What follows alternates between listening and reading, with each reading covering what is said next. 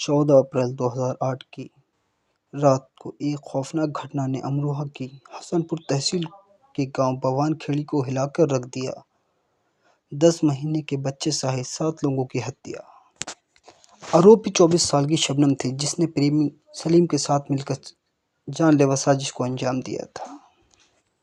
Media report के मुताबिक शबनम के परिवार द्वारा रिश्ते को अस्वीकार करने के बाद शबनम और सलीम ने इस जघन्य अपराध को अंजाम देने का फैसला किया, क्योंकि वे सैफी मुस्लिम समुदाय से संपर्क रखती थी। सलीम एक पठान परिवार से था। स्टार क्रॉस प्रेमियों को 2010 में हत्या का दोषी ठहराया गया और अमरोहा सत्र अदालत ने उनके लिए मौत का आदेश जारी कर दिया। इसके बाद इलाहाबाद हाई कोर्ट और सुप्रीम कोर्ट के फैसले के बाद पूर्व राष्ट्रपति प्रणब मुखर्जी ने 2016 में उसकी दया याचिका खारिज कर दी। अगर शबनम को फांसी दी गई तो शबनम आज़ाद भारत में किसी अपराध के लिए फांसी की सज़ा पाने वाली पहली महिला ही होगी। शबनम डबल एमए और गांव के प्राइमरी स्कूल में पढ़ाती थी। उसका सलीम के साथ प्रेम संबंध था। सलीम शबनम के घर के बाहर लकड़ी का काम करता था। 14 अप्रैल 2008 को गर्मियों की रात थी। शौकत अली के घर से एक युवा महिला की चीखों की आवाज़ आ रही थी, जो मदद की गुहार लगा रही थी। जब स्थानीय लोगों ने घटना पर जाकर देखा तो एक भयंकर दृश्य उसके सामने आया। परिवार के 7 लोगों की हत्या हो रखी थी। सभी को बेरहमी से हत्या कर दी गई थी। 9 एकड़ में फैले विशाल घर में 7 लोगों की हत्या। शबनम ने लोगों को बताया, उसके मुताबिक वह छत पर सो रही थी। उसने कथित तौर पर दावा किया है कि जब वह उठी तो उसने देखा कि उसके परिवार पर डकैतों ने हमला किया और उनकी गर्दनों पर कुल्हाड़ी से वार किया गया था। तत्कालीन अमरोहा के एसएचओ आरपी गुप्ता इस मामले की जांच अधिकारी थे। दीप रीड ने 2021 की एक रिपोर्ट में गुप्ता के हवाले से कहा है कि उन्हें शुरू से ही संदेह था कि अंदर का काम था। मुझे याद है, जब मैं अपराध स्थल पर गया था, पहली चीज़ जो मैंने देखी वह ये थी कि बेडशीट मुड़ी नहीं थी।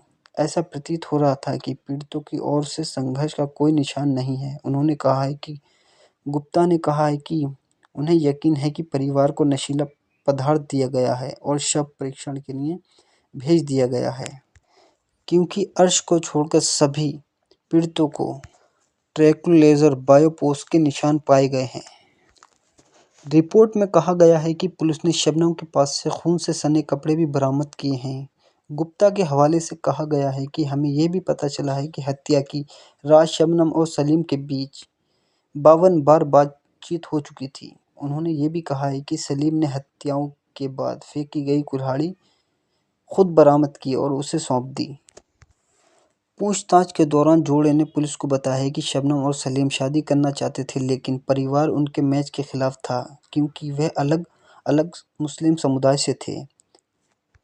कई मीडिया रिपोर्टों में कहा गया है कि वो भागने के बजाय उन्होंने परिवार को मनाने की योजना बनाई, क्योंकि वे बड़ी संपत्ति को छोड़ना नहीं चाहते थे। दोनों ने परिवार के सदस्यों को नशीला पदार्थ दिया और जब वे बेहोश हो गए, एक एक करके उनकी हत्या कर दी। अपराध के 5 दिन बाद शबनम और सलीम को गिरफ्तार कर लिया गया। उस समय वह 7 सप्ताह की गर्भवती थी। उसे जेल में एक बच्चे को जन्म दिया। लड़का 7 साल की उम्र तक उसके साथ रहा, जिसके बाद उसे पत्रकार और शबनम के परिचित उस्मान सैफी और उसकी पत्नी के साथ रहने की अनुमति दे दी गई। 2010 में शबनम और सलीम को अमरोहा की अदालत ने मौत की सज़ा सुना दी। बाद में 2013 में इलाहाबाद उच्च न्यायालय की ओर मई 2015 में उच्च न्यायालय ने इस फैसले को बरकरार रखा। यूपी की मथुरा जेल में शबनम और सलीम को फांसी दी जानी थी। हालांकि शबनम की दूसरी दया याचिका पर फैसला लंबित होने के कारण अमरोहा कोर्ट ने डेथ वारंट पर रोक लगाने का आदेश दिया। उनके बेटे ने भी भारत के राष्ट्रपति से उनकी मौत की सज़ा को कम करने के आग्रह किया है। जब शबनम ने शुरू में दावा किया था कि अज्ञात हमलावरों ने उसके घर में घुसकर सभी को मार डाला था, तो मुकदमे के दौरान प्रेमी एक दूसरे के खिलाफ हो गए। 2015 के सुप्रीम कोर्ट के फैसले के अनुसार धारा 313 के अपने बयानों में शबनम ने कहा है कि सलीम चाकू लेकर छत के रास्ते घर में दाखिल हुआ था। जब वह सो रही थी तो उसके परिवार के सभी सदस्यों को मार डाला। हालांकि सलीम ने कहा है कि केवल शबनम के अनुरोध पर घर पे पहुंचा था। जब वह वहां पहुंचा तो उसने उसे बताया कि उसने दूसरे को मार डाला। आई रिपोर्ट में कहा गया है कि भयंकर अपराध के 7 साल बाद जब उनके बेटे को पालन पोषण की देखभाल के लिए भेजा जा रहा था तो शबनम ने दावा किया है कि उसे अपनी जान का भी खतरा है। जिन लोगों ने संपत्ति विवाद पर उनके परिवार को मार डाला है वो उसे भी नुकसान पहुंचा सकते हैं। शबनम की दया याचिका पर 2015 में तत्कालीन यूपी के राज्यपाल राम नाईक ने खारिज कर दी थी।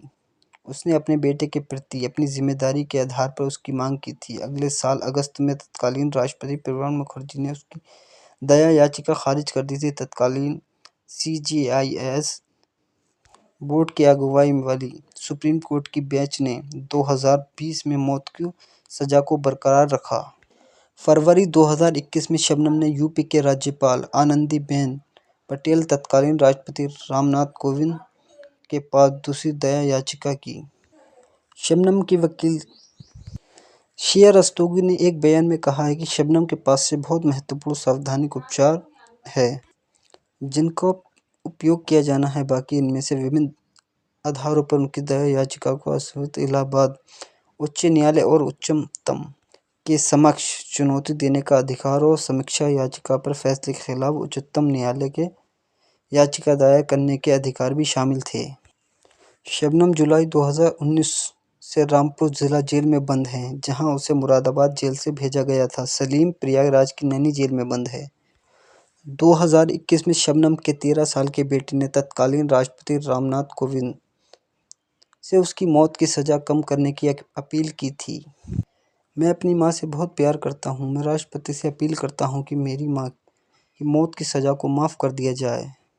उन्होंने कहा है उन्हें माफ़ करना राष्ट्रपति पर निर्भर है, लेकिन मुझे विश्वास है कि मैं लड़का अपने संरक्षित माता पिता उस्मान सैफी के साथ बुलंदशहर में रह रहा था।